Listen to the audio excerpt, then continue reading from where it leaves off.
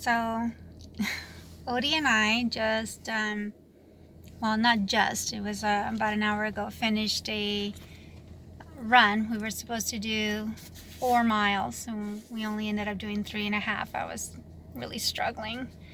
My pace is so much slower than it used to be. Now, granted, there was a huge hill I had to climb, about 0.8 of a mile straight up to the mountains.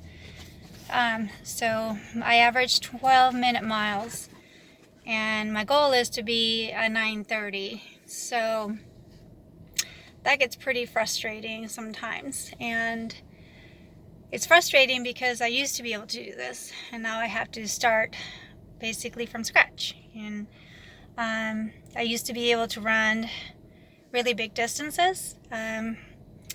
I had been training for a race. I ended up getting canceled 5 days before, and that was the Antelope Island 50K, the Fall Classic.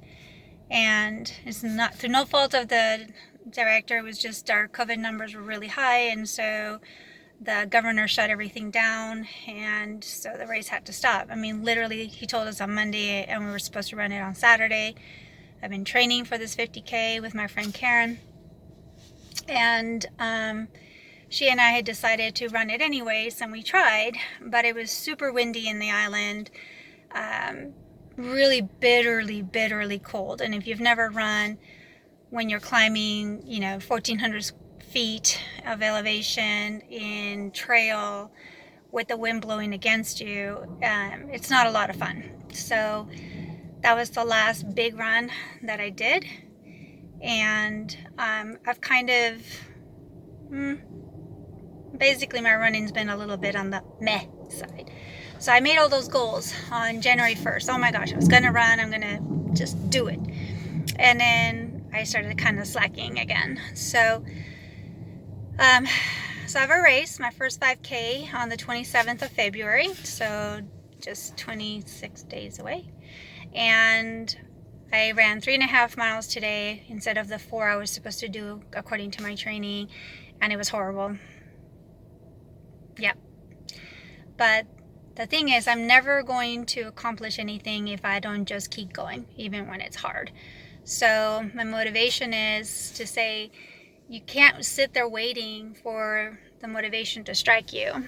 You can't sit there, sorry, my arm was getting tired, waiting to feel like, oh, like I want to go out and do a 7-8 mile run. You just have to get out your door. And I had been postponing it for 2 hours, and I finally just said, okay, you know what, we're just gonna go. And Odie and I did. I put on my running clothes, and out the door we went. And that's my best advice, is stop overthinking it. Stop waiting to feel like